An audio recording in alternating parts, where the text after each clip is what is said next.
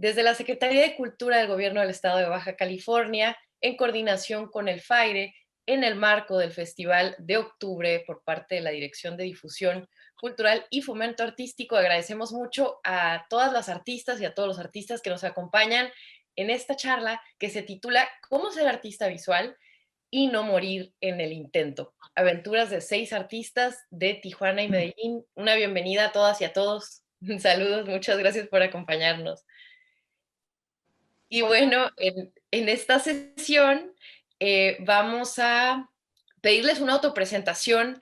La idea de esta conversación es tejer un puente de lo que está sucediendo en materia de la gráfica y las artes visuales en Medellín, Colombia, y en Tijuana, Baja California, México.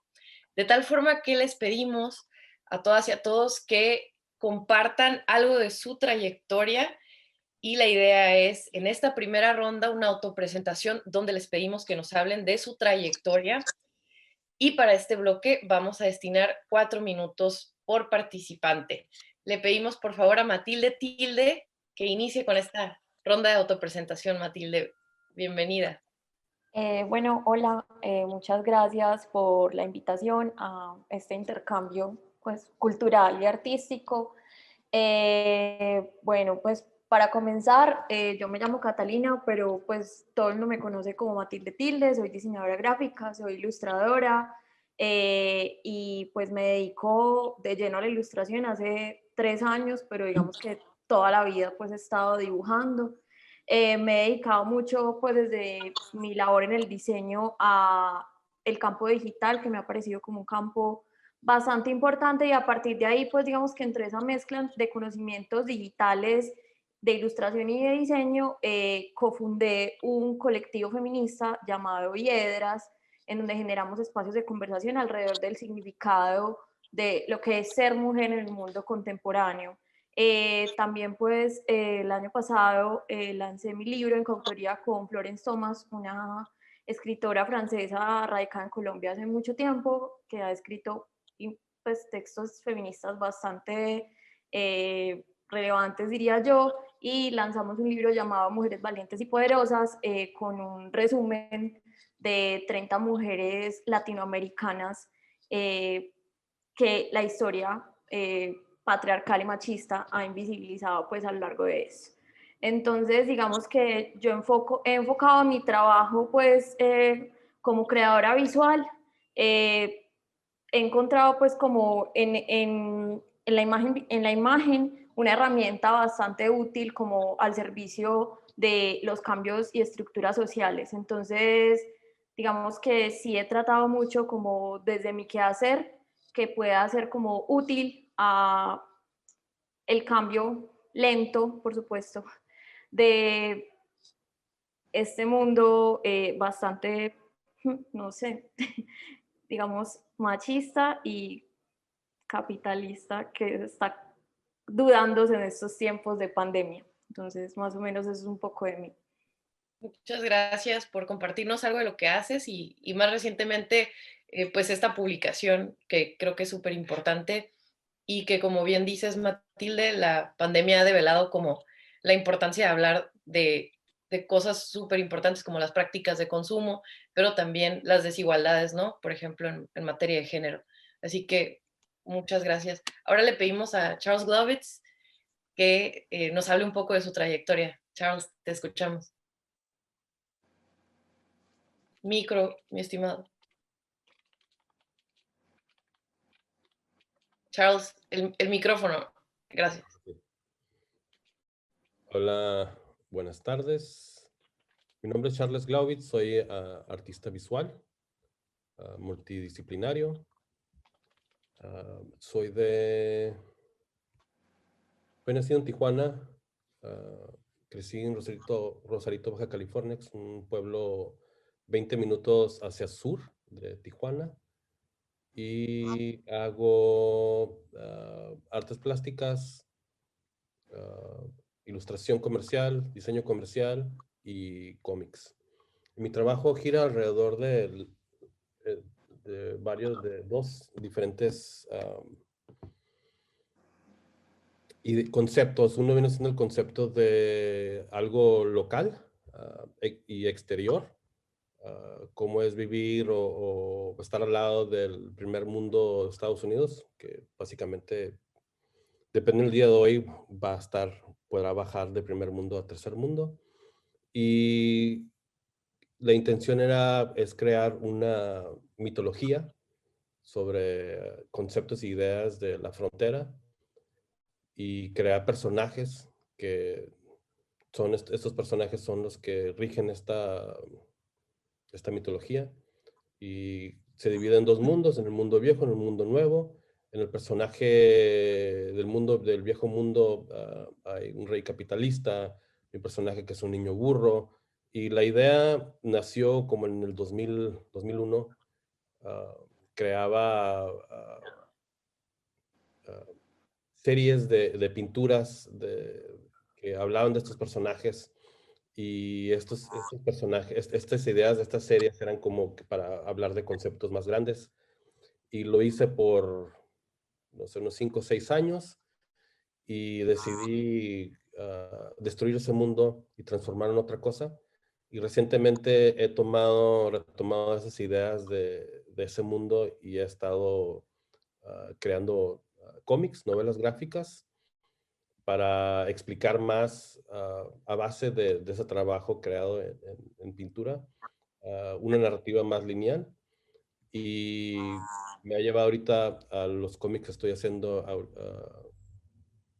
autopublicados, que se llaman Érase una vez en Tijuana, y ya van 3 números, y sigo trabajando, intentando llegar al fin. Y este cómic habla de un niño que llega a Tijuana y es recogida por su tía, y comienza a tener experiencias en la ciudad.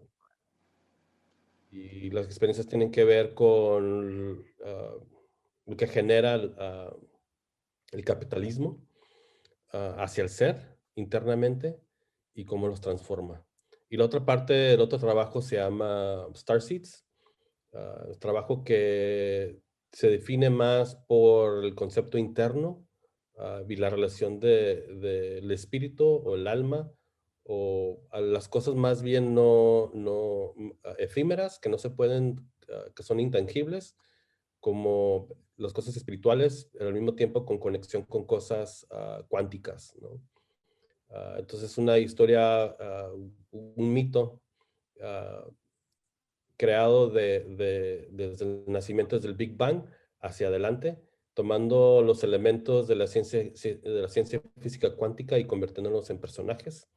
Y en aquel entonces hacía exposiciones en donde cada exposición era una serie y era un capítulo en esta narrativa que se desenvolvía en las exposiciones, y nunca pegó. Entonces me quedé con mucha historia, y también decidí también transformarlo en una novela gráfica que es publicada por la editorial Fantagraphics, y ya ha salido el volumen número 1 de Starseeds, y el volumen 2. En este momento estoy trabajando para crear el volumen 3, y es esta batalla mítica entre seres ah, New Age, niño índigo, niña cristal, gemelos arcoíris contra los Illuminatis, Anunnakis, y toda esta información que al principio de los 2000, cuando el Internet se hizo más fácil y más accesible, y todos estos mitos que se crearon al principio de los 2000 ah, en el Internet.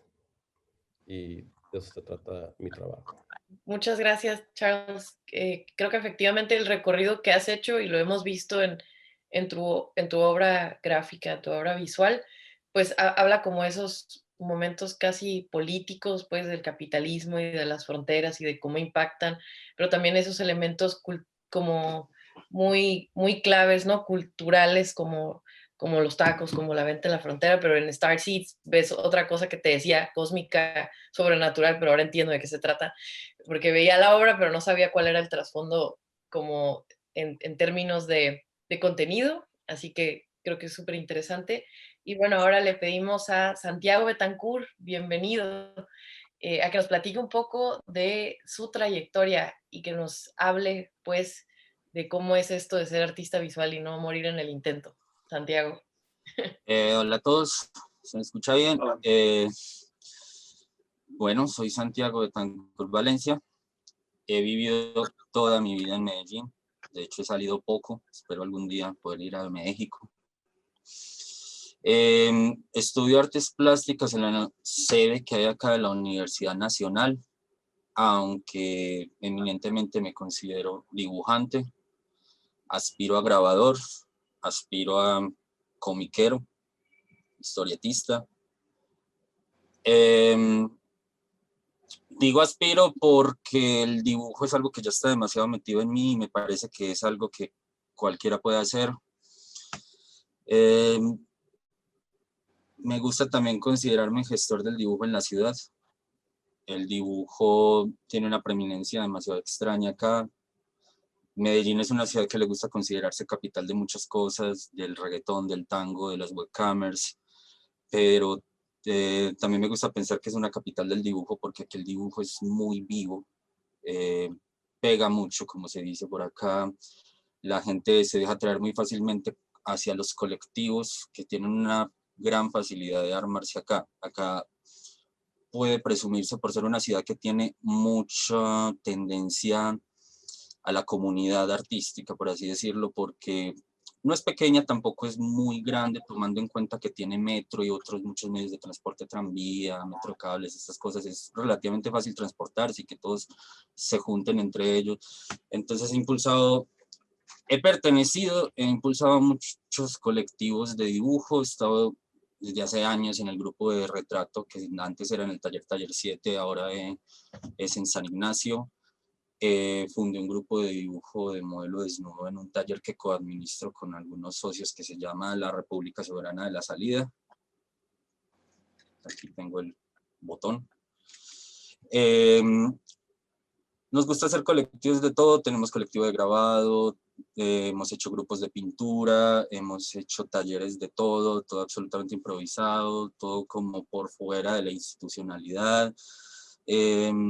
Nos gusta invitar a la gente a que hagan cosas y que no se sientan en la necesidad de tener ninguna experticia para nada, de llegar a equivocarse, de solo pasarlo bien, más el proceso de dibujar o hacer cosas que el llegar a una obra magnífica, pero sobre todo como el dibujar como un fin máximo y no como lo que nos están enseñando ahora en las universidades, que es el dibujo es un medio, pero tienes que llegar a unos fines mucho más superiores, sino como que el dibujo lo puede ser todo. Y impulsar a la gente a que eso, pues como que puede estar el gran maestro, que acá hay unos muy buenos, por cierto, junto con el que hace los dibujos de bolitas y de rayitas y perfectamente, y entre todos. Y quisiera compartir un poco más como de esas comunidades, tengo fotos, tengo esas cosas, como para que se antojen un poco a venir a dibujar con nosotros, a ir a la salida. Esta pandemia pasará, todo pasa. Súper, muchas gracias, Santiago. Pues me parece interesante lo que platicabas y lo que platicamos desde la sesión pasada, pues del valor del dibujo como un conector, ¿no? De conversaciones y como un disparador. Como que decías que, bueno, cuando hablas de un artista, como que todo el mundo siente una lejanía conceptual con ser artista, incluso quienes estudian, ¿no? Y quienes tienen varias carreras dicen, yo no soy artista, pero como que ser dibujante es una carga menor. Como que alguien puede decir, pues sí, dibujo, pues bueno, soy dibujante, ¿no? Y eso como que es un juego de humildad que permite conectar a las personas alrededor de Yo lo conversaciones. prefiero, me siento como más orgulloso cuando me dicen dibujante o un buen dibujante. Claro, eso me gusta. Es como, yo sé que estoy estudiando eso, no hay mucha más opción como para dibujantes acá, las escuelas son las calles, cuando uno sale y dibuja con gente, aprende técnicas y todo esto. También es una ciudad que está tratando de adelantarse en gráficas, se están inaugurando risográficas, talleres de tórculo, de aguafuertes, de fotograbados. Yo sé que México está a años luz de nosotros, eso es una cosa que hay que discutir ahora porque mucha gente se quiere ir a hacer como la pasantía para allá, para aprender como el nivel en el que los mexicanos han llevado eso. Aquí hay algo muy grande, pero en Cali, que se llama La Linterna, es una maravilla, luego hablaremos de eso. Claro, Santiago, gracias. Y pues bueno, para culminar con la autopresentación, Tatiana Mejía, nos da muchísimo gusto que estés en esta conversación. Seguimos tu trayectoria desde el arte urbano y las grandes cosas que has hecho a lo largo de los últimos años también en la gráfica. Así que te pedimos, por favor, que nos compartas un poco de tu trayectoria. Bueno, muchas gracias por la invitación. Primero que todo, y a todos un saludo muy grande. Y bueno, yo estudié académicamente fue el diseño gráfico, que eso es como de lo que me gradué, digo, soy diseñadora gráfica, pero en realidad desde pequeña siempre tuve como esa curiosidad por lo plástico, por el dibujo, por querer expresar lo que yo hacía. Entonces, también en ese proceso, incluso desde el colegio empecé con el stencil en la calle, los stickers. Ya en la universidad empecé como a perfeccionar y a saber cómo también, que fue algo a lo que, pues algo que le agradezco a la academia, es cómo vender mi trabajo también, cómo organizarlo de una forma mucho más organizada, pues mucho más estructurada para poder decir las cosas como yo quiero, sin tener como esa dificultad del medio. Entonces yo ahí empecé a ver el arte urbano como una opción masiva para poder comunicar mi mensaje. Y también las publicaciones en periódico, pero para mí el arte urbano ha sido algo que me ha llenado mucho mi trabajo porque además se hace de forma macro, tanto como lo ven muchas personas, pero también en un tamaño mucho más grande. Entonces cuando tú pintas grande vas a querer pintar más grande luego. Pero mi trabajo, más allá de yo poner mi firma, que es más que casi nunca la pongo, es cómo impacto socialmente al lugar que llego. Entonces yo creo que se hace una retroalimentación, es como llego a un lugar, pinto, y ahí estoy alimentando mi trabajo y yo estoy alimentando al espectador también. Entonces es algo muy bonito que pasa con el arte urbano. Y lo que he empezado a hacer en los últimos años, más o menos en los últimos 3 años de mi carrera, ha sido concentrar todo mi esfuerzo en proyectos de impacto social, cultural y ambiental. Entonces, todo el propósito que se hace con el arte urbano a los lugares que llegamos en la Colombia profunda, porque yo me he salido mucho del casco urbano, porque la ciudad no fue un lugar en el que yo estaba. Entonces, para mí, irme de Medellín ha sido como mucho más enriquecedor. Tengo un proyecto en el Chocó, en el Golfo de Tribugá, que además son lugares amenazados por megaproyectos en Colombia, que es el puerto de Tribugá. Y en el suroeste antioqueño estoy en ese momento viviendo en Támesis, donde también la amenaza es la Anglo Gold Ashanti, que es la minera, la mega minera. Entonces, creo que ahí, pues, y al llegar a un lugar donde es crudo en muchas cosas modernas, por decirlo así,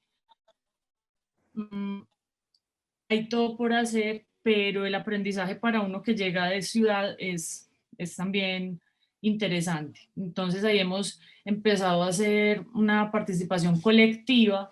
Entonces también en el arte urbano se ha visto mucho como esa cosa del ego y mi firma y soy el autor, pero lo que yo trato de hacer es esa colectividad, como no solamente es Titania la que está pintando, sino que es un colectivo de chicos que están aprendiendo también y empiezan también a ellos a ver sus propios talentos, no solo pintando, sino en la producción de un muro, que eso no solamente es pintar y ya, sino que un muro atrás tiene una producción muy grande. Entonces, bueno, ahí vamos con todo eso.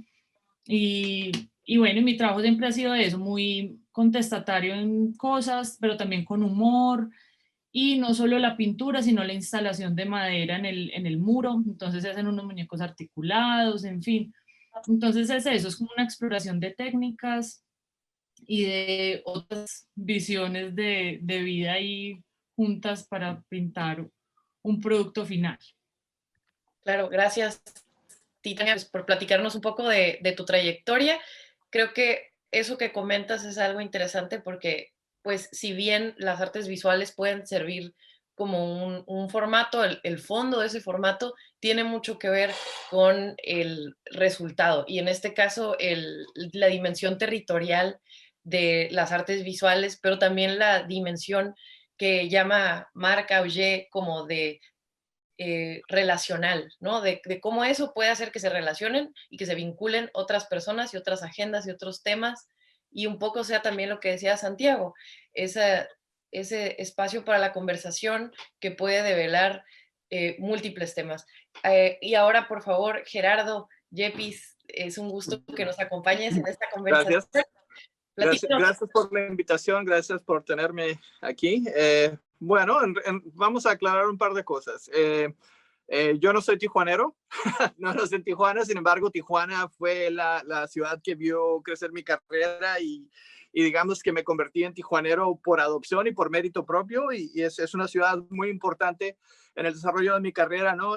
Empezamos con la onda de los fanzines, la música, y eso dio pie a que se desarrollaron otras cosas, ¿no? Para mí el sentido de comunidad ha sido vital como persona, y sentí la necesidad de integrarme a las cosas que ya estaban, ¿no? Tengo una carrera de 30 y tantos años. Esencialmente soy diseñador gráfico, que académicamente no lo soy porque no tengo un título que valide mi profesión, mas sin embargo me he dedicado consistentemente a eso, ¿no? Yo creo que la participación con el intercambio de Colombia viene a ser más en la onda de los murales, más en la onda callejera, y tal vez en la plástica no vamos a explorar esa posibilidad. He sido artista callejero, siempre me ha interesado el lenguaje, el entorno urbano.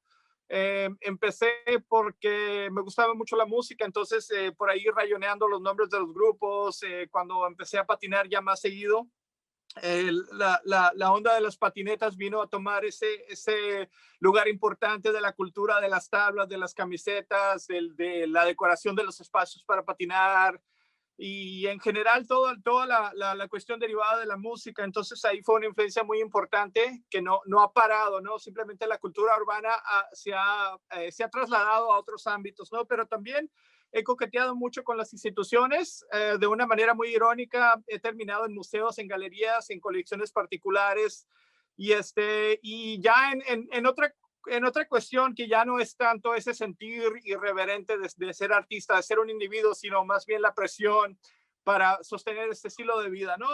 Ahorita me encuentro en una situación bastante cómoda.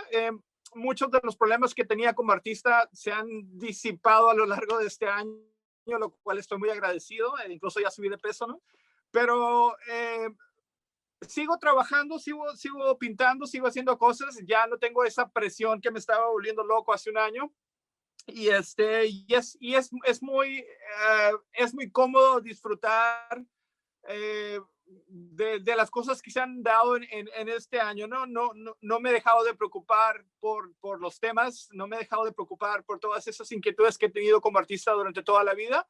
Simplemente estoy disfrutando de otra dinámica de trabajo que ha sido pintar por pintar. Desde la última conversación que tuvimos, he tenido unas 3 o 4 pinturas nuevas, y en estas pinturas nuevas ya se siente esa energía es un artista más relajado, menos así como, si les gusta, bueno, y si no les gusta, me vale, voy a seguir pintando, ¿no? Lo cual era una libertad que no había podido sentir desde hace muchos años, porque es esa tensión de tengo que pintar para pagar el teléfono, para pagar la comida del mes, para pagar la manutención de mi hijo, la renta, y así como que no podía estar tranquilo, ¿no? Entonces, digamos que he estado gozando de esa libertad que no tenía antes, de trabajar, hacer arte por hacer arte, ¿no? Yo no había podido tener eso, ¿no? Y he sido artista con temporadas buenas y malas, ¿no? No he parado de trabajar, simplemente la dinámica de trabajo ha cambiado, entonces así como que ya puedo estar más tranquilo, más relajado, y se me vienen otras ideas a la cabeza, ¿no? Estoy encantado de participar en este proyecto, y estoy muy interesado en ver cómo se desarrolla y qué posibilidades podemos explorar, ¿no? Muchas gracias, Gerardo. Y pues bueno, algo de lo que platicas tiene que ver con nuestra siguiente ronda, porque si les parece vamos a hacer un híbrido por cuestiones de tiempo. para sintetizar como en una participación lo siguiente, que sería algo de lo que nos decía Santiago, nos proponía como, bueno, a mí me gustaría saber cómo es el panorama allá en Tijuana, cómo es el día a día, o bien, digo, en el caso de Gerardo que está en Georgia, pues él podrá hablar un poco de lo que sabe de las fronteras, ¿no? Y incluso lo que sabes de Georgia, porque creo que hablando de territorios, a veces el territorio se nos expande, ¿no? A la identidad. Entonces, ¿por qué no? Hablar desde hasta dónde estás. Entonces, la idea es en la siguiente, hablar un poco del panorama local y cómo están viviendo este periodo de confinamiento. Así Bueno, no que... sé qué tanto conozcan de Medellín, pero yo cuando me dijeron Baja California pensé que era Estados Unidos. Sí lo es. Tenía que saber hablar inglés. Tiene, Sí, no estás tan perdido, amigo. Ya te platicarán por qué, pero empezamos contigo, Matilde, si nos platicas un poco del panorama local y también de lo que has estado viviendo en el confinamiento. Tenemos 4 minutos para estas intervenciones. Gracias. Ok, bueno. Creo que ahora hablé muy rápido porque creo que estoy muy acostumbrada a decir las cosas como así de una y bueno, eso como que lo siento, pero digamos que escuchándolos también hablar ahorita, pensaba mucho que desde lo que he hecho no he estado mucho, no he sido como tan partícipe de colectivos artísticos, ni he estado como tan en contacto de esa creación colectiva que me parece maravillosa. Sin embargo, sí, pues he podido notar y asistir a eventos de algunos espacios, pues como fanzineros, que como lo decía Santiago, pues existe La Salida, existe otra casa que queda aquí en el centro de la ciudad, yo vivo en el centro de la ciudad, y se llama Mutante, en donde se están gestando, pues, me parece un espacio, pues, bien interesante porque tiene como taller de serigrafía, de rizo, o sea, se están creando fanzines y de cualquier tipo, o sea, desde el dibujo, también pues hay algunos fanzines y libros escritos, entonces me parece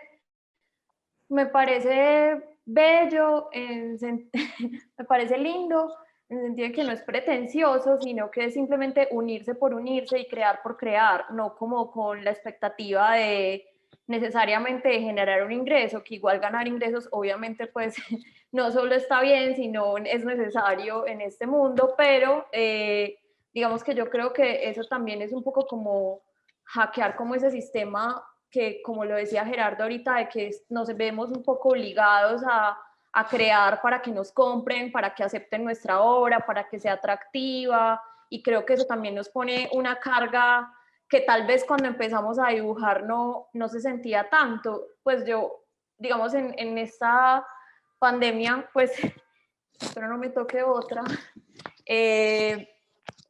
en esa pandemia sentí mucho que en mi caso afortunadamente resultó pues como mucho trabajo en el sentido de que creo, me siento afortunada porque digamos me disfruto el diseño pero también disfruto la creación visual en digamos algo más artístico, pero creo que de todo el trabajo que he tenido, como que ya llegara a lo que realmente lo que realmente me trajo al dibujo, volver a eso, como esa iniciativa, esa voz, me parece como difícil volver a ella a veces cuando uno trabaja tanto por encargo para clientes.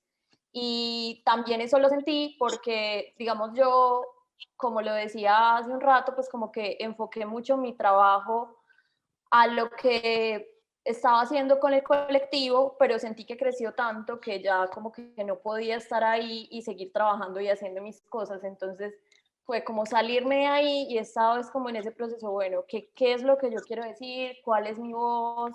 ¿De qué manera la trabajo? Sin estar como dependiendo de lo que tenga que hacer para un cliente o para las otras personas. Entonces, en eso, pues como que creo que resuelvo la segunda parte de la pregunta. Y volviendo como al tema de la colectividad, también me parece que hay un espacio muy interesante en la ciudad que se llama Un Nuevo Error. Es una casa vieja que readecuaron en donde las personas pueden ir, puede ser como una especie de coworking, pero digamos que no es el típico coworking, sino que hay ilustradores, artistas plásticos, yo me atrevería a decir que es un espacio como más artístico y también se hacen conversatorios, talleres, exposiciones. Y pues me parece lindo no solo porque tiene espacios para trabajar, sino porque se genera y se intensifica esta necesidad de lo colectivo, porque claro, como estamos tan acostumbrados a que trabajamos para nosotros, hacemos para nosotros, sabiendo que en lo colectivo podemos hacer cosas tan poderosas, o sea, cuando varias personas se unen para co-crear algo es bastante poderoso. Y digamos que ya volviendo como a mi experiencia en lo colectivo, que era pues digamos estar en el colectivo Hiedras, también sentí mucho eso por el trabajo que tuvimos varios espacios de talleres artísticos que combinábamos, digamos, con una pedagogía feminista en donde podíamos hablar de temas de género combinados con cerámica, con collage, con dibujo. Entonces esto me pareció también muy revelador porque creo que la gente como que siente las cosas diferente cuando tiene esta posibilidad de crear con sus manos. Entonces, bueno, como que sí, pienso que la colectividad es algo pues bastante, no solo conmovedor, sino bastante como necesaria esa unión y para esa creación. No es lo mismo cuando nos vinimos. Y ya, pues no, la pandemia creo que pues como persona ansiosa, me ha dado como un poco difícil estar, se me ha sido un poco difícil estar aquí encerrada, pero también creo que le he agradecido al arte porque finalmente yo llegué al dibujo como algo de catarsis, pues como algo de catarsis personal, entonces también ha sido como valioso para mí como ser Sábado, ilustradora y no... el sábado hubo feria de fanzines en Mutante, Sí, incluso han con estado toque de haciendo queda varias y ferias. todo, y va a haber fiesta de disfraces.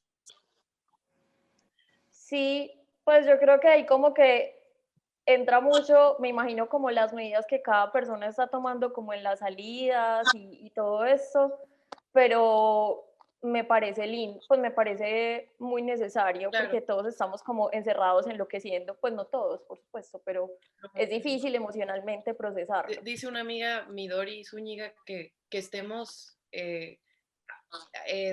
digamos, en confinamiento no significa en realidad que tengamos que estar como tal aislados, ¿no? O sea, podemos encontrar, esta es una prueba de ello, o sea, este es un puente como Medellín-Tijuana que está sucediendo en un periodo de confinamiento en el que podemos conectar aún así, ¿no? Y lo otro de que decías de la voz, justo Gerardo y Charles hablaban de eso, así que, pues bueno, Charles, si nos quieres platicar un poco del panorama local y de lo que has estado haciendo en el confinamiento, para eso tenemos 4 minutos, Charles. Tu voz, tu voz, tu voz, tu voz, tu voz. Charles, no te escuchamos. Charles. Ok, pues ya ves aquí, encerrado. Yo creo que al principio yo venía de un pueblo pequeño, Rosarito, entonces me fui a estudiar a San Diego diseño gráfico y San Diego y Tijuana es más cerca que Rosarito, San Diego, entonces empecé a tener más contacto con lo que sucedía en Tijuana, porque en el colegio donde estudiaba había de estudiantes, habían compañeros de Tijuana estudiando diseño gráfico también. Uh, y eso nos mueve al principio de los 2000, en donde Tijuana era un lugar efervescente, en donde mucha gente como de mi generación tenían la inquietud de expresarse, ¿no? Y comienza un movimiento en donde la ciudad, aunque estaba un poco muerta en aquel entonces económicamente, la propia gente, los propios ciudadanos, artistas comenzaron a hacer fiestas para ellos mismos, con la música que les gustaba, con el arte que les gustaba, con las drogas que les gustaban, y nos empezamos a juntarnos poco a poco todo el mundo con la misma manera de pensar, ¿no? Y se crea la generación Y2K, donde se crea, donde la mayoría de la generación presente en Tijuana que hace arte y diseño salen de ahí, ¿no? Y es pura gente, puros amigos que tenían la accesibilidad media clasera para comenzar a tener acceso a computadoras, copiadoras, a impresiones y empezar a crear cultura. En aquel entonces después de diseño gráfico me fui a estudiar una licenciatura de ilustración en San Francisco. Me gradué en el 2001 y estaba entre San Diego y Tijuana y comencé a dar clases en San Diego, en un colegio, y comencé a dar talleres en Tijuana, porque en Tijuana había un vacío de ilustración. Entonces di talleres y di clases por 11 años y tenía mucho acceso, mucha conexión con las generaciones más bajas, nuevas, y las cosas efervescentes que hacían en exposiciones, en arte, en ilustración, en diseño, en música. Y eso fue como hasta el 2012, ¿no? Que realmente estaba conectado con lo que sucedía en Tijuana, que sí existía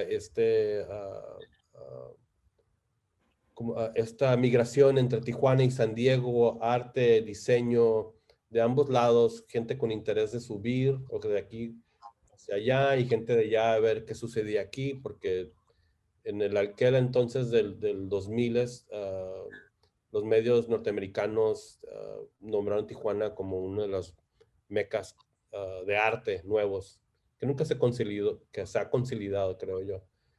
Pero ya del 2000 para adelante, dejé de dar clases, dejé de dar talleres y dije, ya no me ya di mucho. Quiero toda esa energía hacia mi trabajo, ¿no?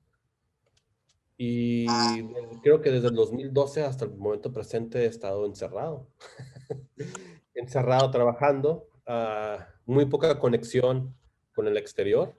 Y me refiero a que antes era cada fin de semana una exposición, una tocada, una fiesta, una presentación, conexión con otra gente, donde se conectaban diferentes grupos, bandos, se hacían intercambios, se hacían amistades, y pues, ¿no? Desde el 2012 en adelante.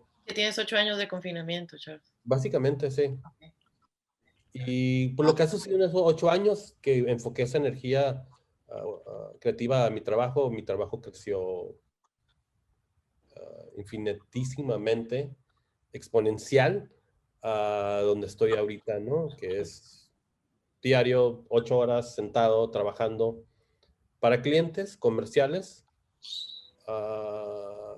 para robar su dinero, digamos, o como dice un amigo, para quitarle el oro a los Illuminatis, para poder tomarme medio año o más en enfocarme en hacer lo mío, ¿no? Y con la intención de que mi trabajo en algún momento o un punto en el futuro se convierta en su propio oro, para que ya no tenga que robar el dinero a los Illuminatis. Gracias, Charles. Está muy bueno. Tiene mucho que ver con lo que hablaba Matilde del capitalismo y algo así como buy local, steal globally, o compra local, roba global. O como decía Gerardo, meterle dinero de un dinero a otro dinero, ¿no? Dinero bueno al malo. Sí, pues Santiago, si nos puedes platicar un poco, pues eso, de un poco de la escena local y de alguna práctica que hayas notado tuya o lo que sea en el confinamiento. Y pues tenemos 4 minutos para... 4, bueno. No, aquí pasan muchas cosas, es una ciudad demasiado movida como para ser pues relativamente no metrópoli, de hecho no una metrópoli, y más bien Goda se supone tiene esa fama, pero pasan cosas todo el tiempo. Aquí todo el mundo quiere hacer ferias de fanzines, todo el mundo hace feria de fanzines, es como un pasatiempo. Quieren hacer fiestas de artistas, los artistas es muy fácil conocerse acá, como generar proyectos entre ellos, como que todos quieren fundar talleres, pues tal vez a todos no les duren. Unos amigos hace 4 años fundaron La Salida y yo luego como que me metí, instalé ahí un grupo de dibujo. Nos apodan los punqueros renacentistas porque ponemos a un modelo encima de una caja de cervezas a que pose, pero al mismo tiempo estamos haciendo una cosa tan antigua como dibujar la figura humana, mientras en las escuelas de arte ya están eliminando eso. Hay mucha escena del fanzine, se hacen muchísimos fanzines, se están haciendo demasiadas series, por lo menos 1 o 2 al mes aquí, y todavía como que se quieren hacer. No ha resultado como tan bueno esa parte para la venta en internet, eso sí lo admito. Acá la fiesta del libro, así es como le llama la feria del libro de acá, era muy potente, no resultó como tan fuerte virtualmente, me han dicho, pues no se vendió como tanto, pero la hubo. ¿Qué te digo? Pero sin embargo como que siguieron los grupos, fortalecimos un grupo que teníamos en un colectivo de cómic que se llama La Chimenea. Estamos preparando un libro conjunto en serigrafía. Esta es la salida. Y se han seguido produciendo muchos fanzines, obviamente se dibuja un montón, los grupos de dibujo que manteníamos haciendo 1 o 2 por semana, seguían como poniéndose desafíos por internet, entonces es como, bueno, el día de hoy es un gato, el día de hoy es un perro, el día de hoy es una persona mirándose las manos, entonces todos los dibujaban, se los compartían. Hace poquito nos reunimos y mostramos un montón de dibujos entre todos. De todas maneras hacen falta como este tipo de salidas a pintar o a dibujar. Pues como verán es demasiada gente, demasiado entusiasmada al respecto. Y no, han seguido pues como las cosas, haciéndose fanzines. ¿Ustedes han oído hablar de las Biblias de Tijuana? Ya que son relacionados con Tijuana. Sí.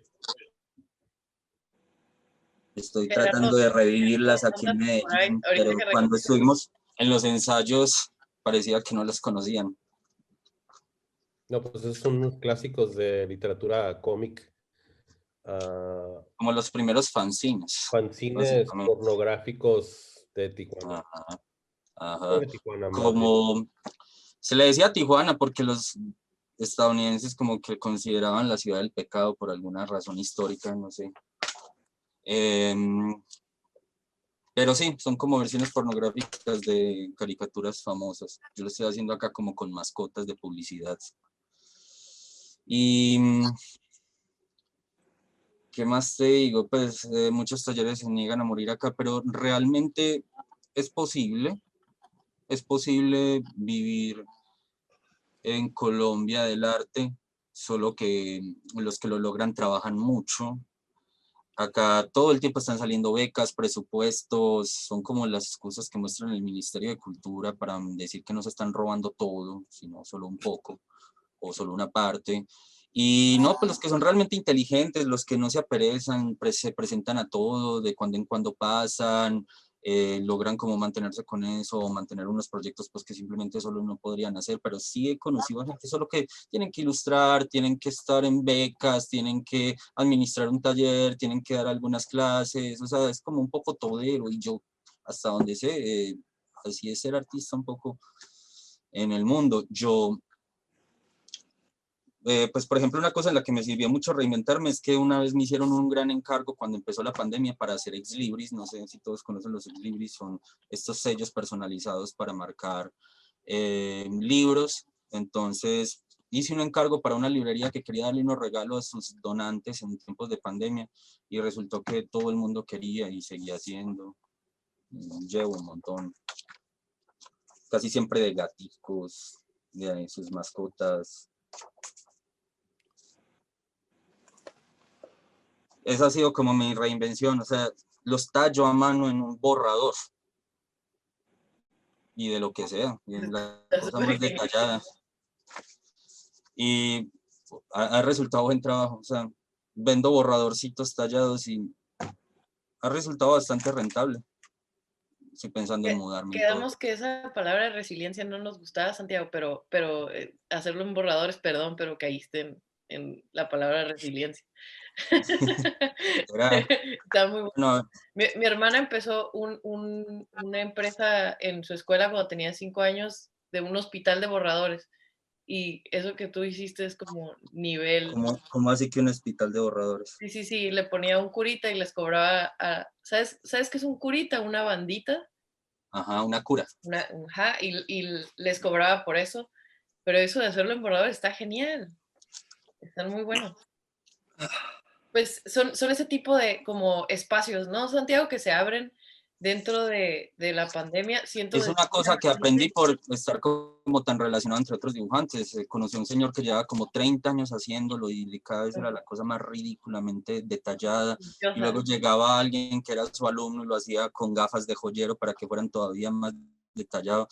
El año pasado inauguramos la primera exposición de eso, una exposición solo basada en eso, en un bar, casa cultural que hay por acá que se llama La Pascasia.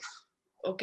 Y llenamos salones de borradores. Es súper interesante porque nos habla como de cómo se transforman los modos de producción, ¿no? Y un poco que también tiene que ver con el capitalismo, y con esto que dices, que porque hay tanto interés en los fanzines. Los fanzines son una cultura de hazlo tú mismo, una cultura de no consumo, es una cultura como de también producir tus propios contenidos desde cero, ¿no? Entonces, eso nos habla de una transformación también de las formas de pensar y de producir. ¡Wow! Este es, por ejemplo, en risográfica, como un intento de conocer un poco la arquitectura de la ciudad y contar una historia a través de ella, por ahí derecho. Está fabuloso. Pues muchas gracias, Santiago, por compartirnos cosas, y aparte creo que el hecho de hacerlas así como que les agrega un valor muy particular. Gracias a ustedes, espero estar en Tijuana muy pronto. Sí, ya encontramos muchos canales en los que hacemos clic, Santiago. Y bueno, a Tatiana Mejía, Titania, nos gustaría conocer un poco de cuál ha sido tu experiencia en medio de este periodo de confinamiento, y también si nos puedes hablar un poco, ya nos hablabas también del panorama de lo que has vivido por allá en el Chocó y en general en territorios fuera de las cabeceras municipales. Titania, te escuchamos. Bueno, la pandemia como para todos fue un absoluto trauma. Yo creo que todos pensamos que algo iba a pasar, un asteroide, alien o algo. Entonces estaba muy abrumada y bueno, además que yo siempre he trabajado con alcaldía, pues los últimos 6 años de mi vida ha sido como entre alcaldía y teatros de la ciudad. Entonces, cambio de alcaldía, ya no había alcalde, o había otro alcalde, entonces ya es otro equipo de trabajo, ya no había trabajo constante mes a mes, entonces, bueno, llegó esa pandemia, pero yo no siempre he dependido de eso, sino que me la voy rebuscando por ahí, y también trabajo con músicos, entonces yo trabajo, casi siempre mi trabajo ha ido muy de la mano con la música, y este año comencé a trabajar con un grupo de reggaetón de acá de la ciudad, entonces eso ha sido como lo que también me ha dado mi trabajo, o sea, ha sido siempre, casi siempre mi trabajo es virtual, entonces para mí la pandemia, y siempre he vivido, pues he vivido hace unos cuantos años en el campo, entonces para mí no era tan diferente no salir, porque no lo hacía. También estaba en pandemia como Charles, en cuarentena. Entonces, bueno, pero de todas maneras mi trabajo como artista urbana es en la calle, y no poder salir a pintar, porque no solamente vos trabajas como artista urbano por un pago, sino por hacerlo. Entonces, pues eso no fue tanto lo de la plata, porque pues igual uno verá si pide prestado o no, es más la dinámica como cambió, como no poder pintar un muro, tener que salir con un tapabocas, o sea, esas cosas como que uno que ha sido tan libre y tan anarca para tantas cosas, obedecer tanto abruma, entonces como tantas normas y así.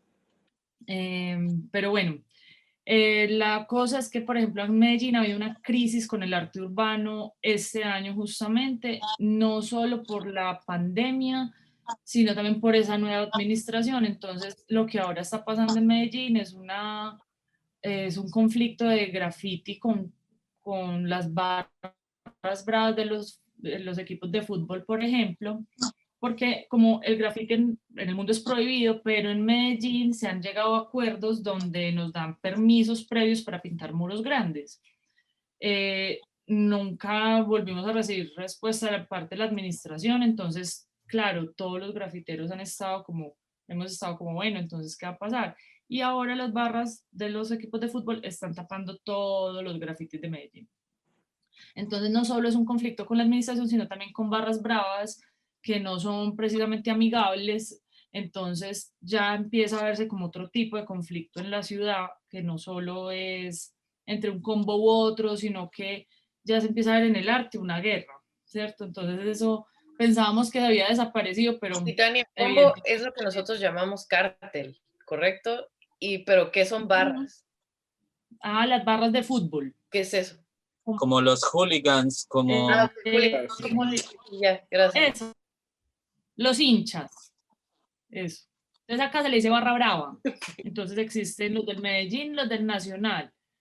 Si, por ejemplo, yo como grafitera voy y le tapo ese grafiti a un tipo de ahí, me salen 10, o sea, los vigilan constantemente. Y eso ha sido como algo que ha sucedido, que se ha recrudecido, digamos, en este periodo también. En este periodo. Y, digo, por una parte, como que la pérdida de la interacción en territorio, pero como dices, como que tú ya interactuabas o ya un poco tenías esa interacción en el plano digital, ¿no? Como Charles decía. Y también creo que Matilde coincidía ahí. Entonces, como es algo interesante porque pierdes un espacio, pero el otro ya lo tenías ganado de alguna forma. Claro, y también para los grafiteros, por ejemplo, que no hacían algo tan virtual, han encontrado en eso una solución. Entonces nos hemos unido y hemos hecho mucho intercambio de conocimiento, tenemos grupos. Este año pasó un fenómeno que, pues, casi siempre en las guerras es que se crean cosas. Entonces, en esta guerra de arte urbano, la comunidad de graffiti se ha unido mucho. Entonces, colectivos que se iban en contra y se tapaban el muro y el otro lo tapaba, ahora están unidos para ver cómo vamos a solucionar nuestra... Qué interesante. Pues vamos a compartir las redes sociales de todos ustedes, si nos permiten, al término de esta conversación, y vamos para estar siguiendo tu trabajo también, Titania, y muchas gracias por compartirnos. Gerardo, te escuchamos para dar cierre a esta conversación. Si nos puedes platicar un poco de cómo has sobrevivido, digamos, a este periodo de pandemia, y si nos hablas un poco del panorama local en 4 minutos.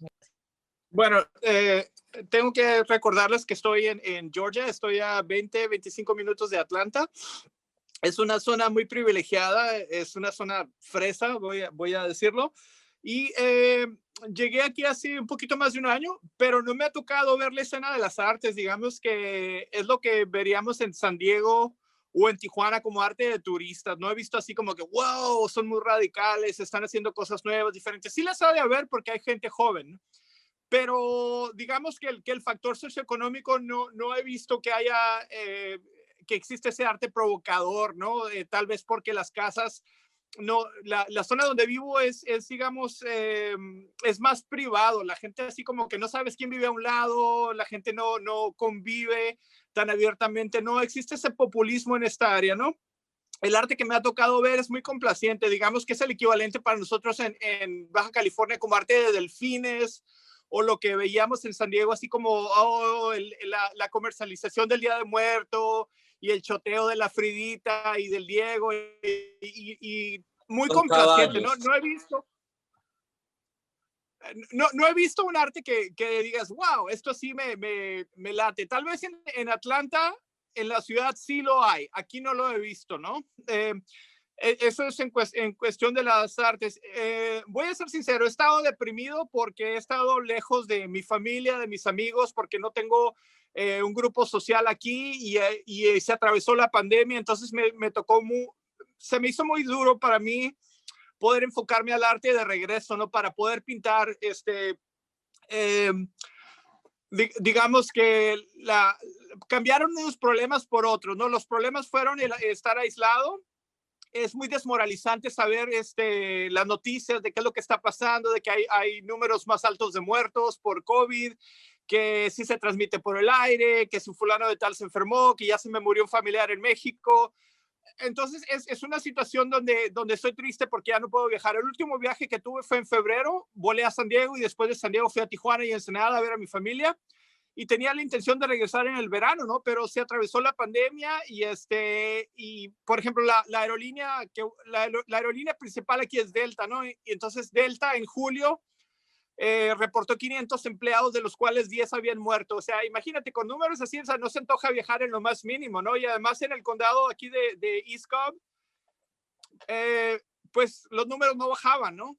Los números no bajaban, así hay mucho COVID, y entonces pues es triste, ¿no? Y hablé con mi novia y dice, bueno, vamos a estar encerrados por un rato, no vamos a salir en lo más esencial, hay que ponernos las máscaras, hay que protegernos, pero es muy difícil estar solo, ¿no? He estado tratando de armar mi estudio de arte, comprar más equipo para la serigrafía, he estado pintando más, he estado haciendo más cosas, pero no he tenido, para mí es vital tener una comunidad física, ¿no? Poder ir a visitar a alguien, poder trabajar con alguien, invitar a alguien a trabajar a mi estudio o tener alguna interacción, ¿no?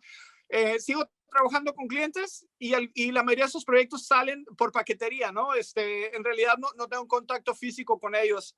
Eso ha sido difícil para mí, pero tratando de verlo por el lado optimista, pues he estado enfocado a trabajar, a producir, estoy también trabajando en la actualización de mi página y estar en contacto con gentes, renovar proyectos viejos que había dejado por ahí.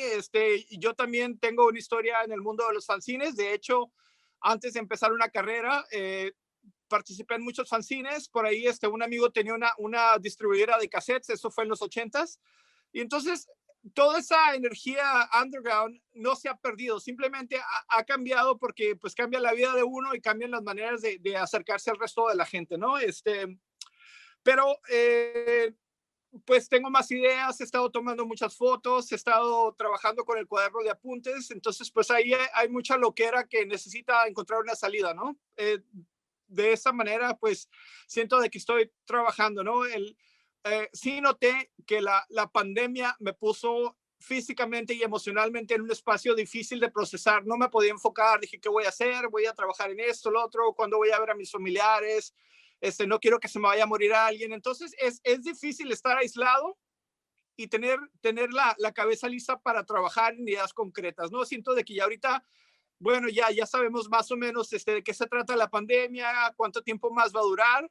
Y pues mientras uno se esté cuidando, pues tienes esa ventaja de que vas a vivir un poquito más, ¿no? Tienes tiempo para trabajar en unas cosas, ¿no? Claro, gracias Gerardo. Creo que ese punto que tocaste es como fundamental porque hablamos mucho como del macro impacto de la pandemia o incluso del macro impacto en los sectores, de cómo cambian los modos de producción, pero creo que ese impacto personal lo dejamos a lo mejor un poco de lado, pero es súper importante porque pues es el motor de todo que hacer, de lo que estamos haciendo y cómo nos sentimos y cómo procesamos la realidad en un momento de incertidumbre. Yo creo que es súper valioso hablarlo y decir también, ¿no? Que no todo se trata de macropolíticas públicas incluso, sino o incluso que esas macropolíticas públicas tendrían que contemplar ese componente de sentirnos, por ejemplo, en comunidad, ¿no? Y preguntarnos muchos que tenemos ya tiempo trabajando en plataformas digitales, si es que lo otro juega un papel importante para nosotros o no, o qué tanto impacta en nuestra vida, pero también en nuestro trabajo, ¿no? Y bueno, pues les agradezco muchísimo por parte de la Secretaría de Cultura y agradecemos también al FAIRE por este espacio para la conversación. Esperamos que el puente no termine, que definitivamente no va a ser así, que podamos encontrar formas de sí compartir los recursos visuales, pero también compartir las subjetividades como estas, que también son súper valiosas para hacer puentes de comunicación más allá de los objetos y de los materiales. Creo que lo subjetivo es súper valioso, así que creo que cerraste con broche de oro, Gerardo. Muchas gracias. Gracias. Y nuevamente, gracias. Agradecemos a Titania, Santiago, Charles, Matilde, Tilde. Un gran abrazo para todos, Gerardo. y seguimos en conversación, seguimos en diálogo Medellín-Tijuana, y bueno, esto que sucedió en el marco del Festival de Octubre, y seguimos en contacto. Vamos a compartir a partir de esta conversación todas sus redes sociales para que les puedan seguir las personas que nos están escuchando, y en dado caso de tener preguntas o querer conocer más sobre su trabajo, se puedan acercar